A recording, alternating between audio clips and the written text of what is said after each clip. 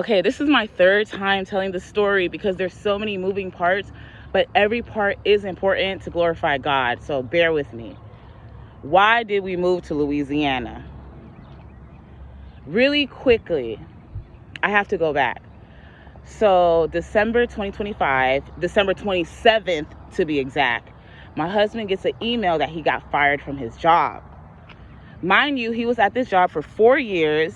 In those 4 years, the last year I was telling him heavy, like, listen, quit your job. Your boss is a snake.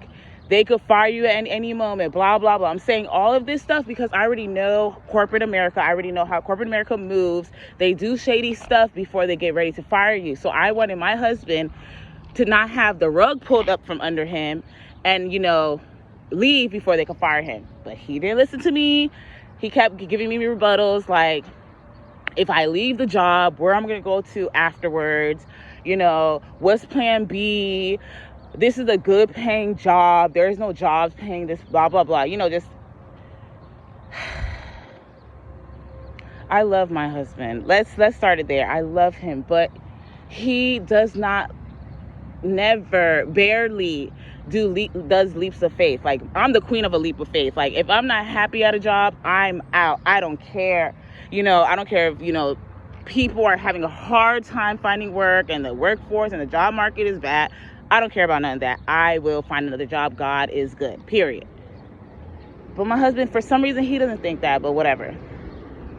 So anyways, he gets fired. And in the documents the email that they sent him the reason why they fired him. And they sent him a severance package of only $1,000. Like, listen, we just spent all our money that Christmas.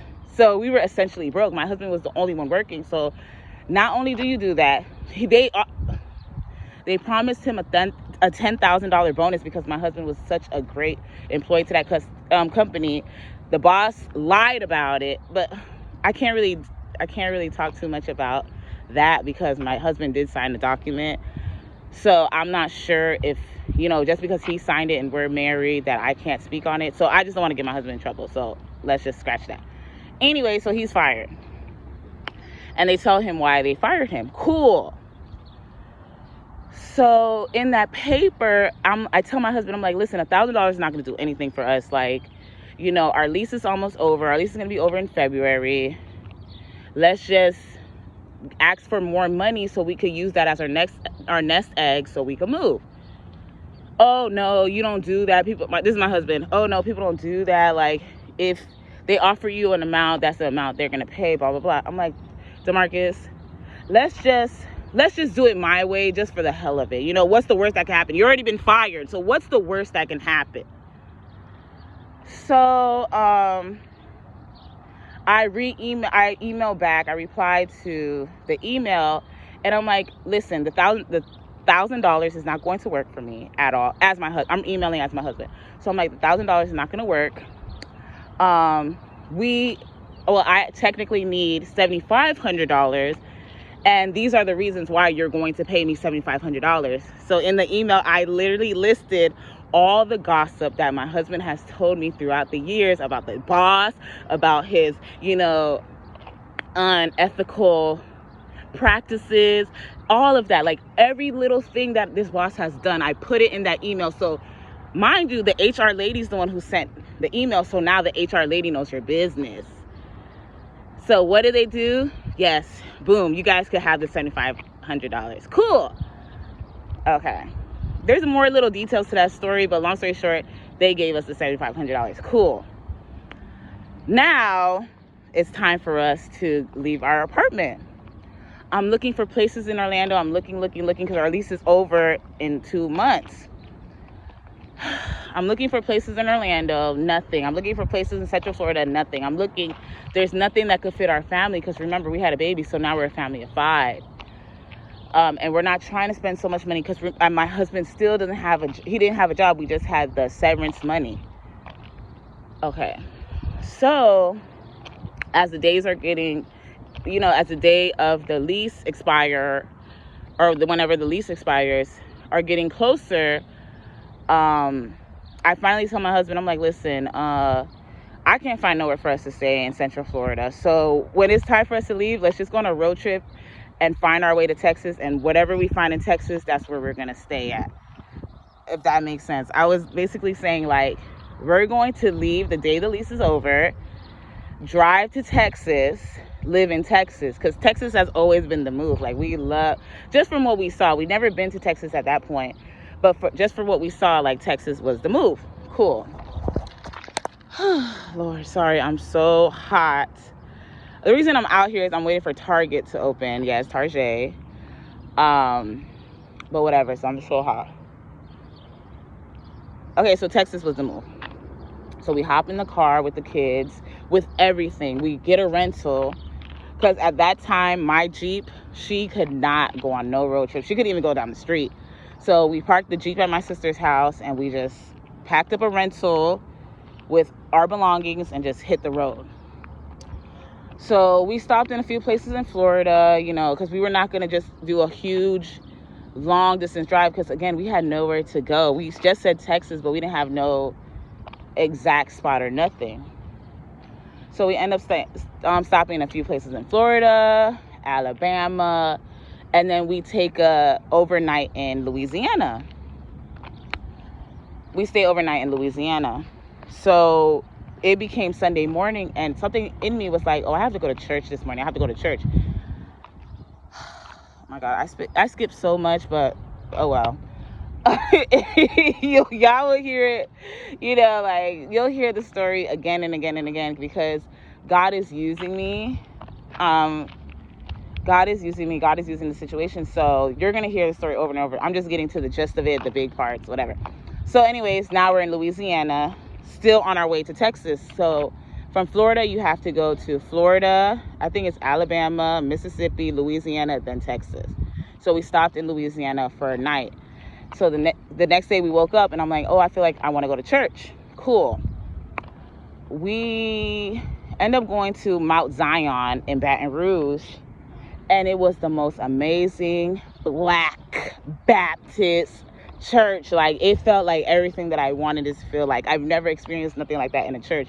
Like, it was just so black.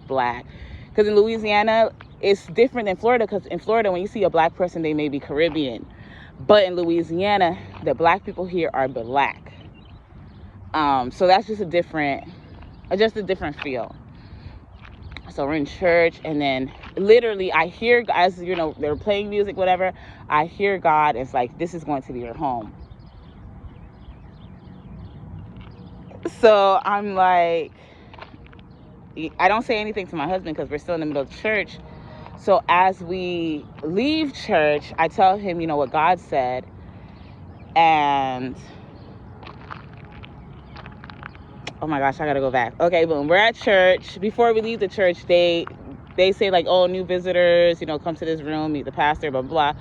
We meet the pastor. The pastor asks us, like, what are y'all doing in Baton Rouge? And we tell him, like, listen, we just got our lease expired like 2 days ago. Now we're in Louisiana, on our way to Texas, you know, so we just wanted to visit your church, blah, blah, blah. The pastor says some things. We leave, and then I tell my husband, like, listen, God told me that we're going to live here. And he was down for it, but he was like, oh, we already have an Airbnb in place in Texas, which we did. So let's go to Texas for a few days. Let's go on our Airbnb, and then we'll come back and find a place over here. Cool. We go to Texas, hated it. Well, excuse me, no. We went to Houston. Houston is a vibe, amazing, fun. There's HEB, there's good food, very good looking people, all of that. What I hated about Houston, and you see, God is good, because I could never live in Texas. The traffic, not even the traffic, the highways. It's who created it. It looks so, this is a tangent. I just had to get off my chest. The highway looks so difficult to navigate. Like, once you're on it, it doesn't remind me of any highway that I've ever been on, because I've been on the highway in LA, and they have like 8 lanes, and the exits are on the left and the right, which is weird. Obviously, I've been on the highways in Miami, Orlando, whatever. But Texas highways are super duper dangerous, super duper random ramps here, random ramp over there. You go up, down. It's crazy. It takes you hours to go down the street. It's wild. Anyways, okay. Back from our commercial break. So we go to Texas. We have a good time. We come back to Louisiana. As we're in Louisiana, we're in Shreveport at this time because I found a hotel in Shreveport. I think it's called Shreveport. I found a hotel there. And then while we're in the hotel, I'm researching places to stay in Baton Rouge. I find an apartment. I call the leasing office and I tell the lady straight up, I'm like, listen, I don't work. My husband's not working. You know, our credit is shot to hell. And our credit is shot to hell. And like basically like you could talk to our old apartment complex, like we're really good tenants. It's just that we need a chance. We just need we need someone to allow us to prove that we can be good people.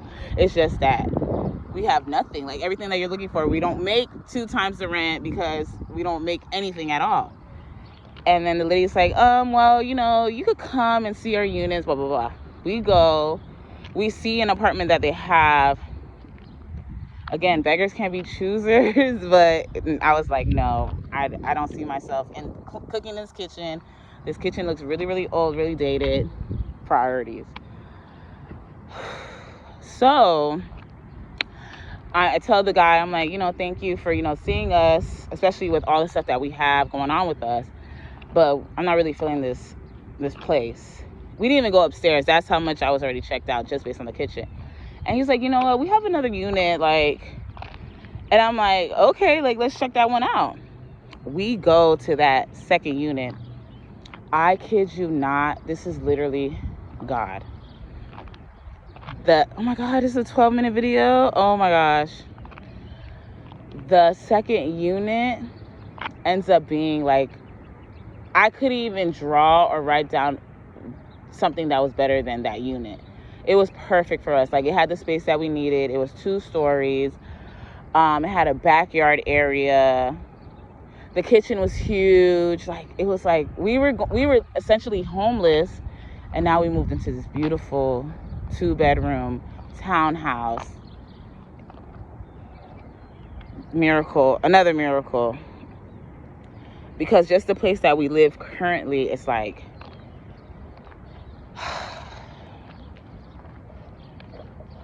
God is good.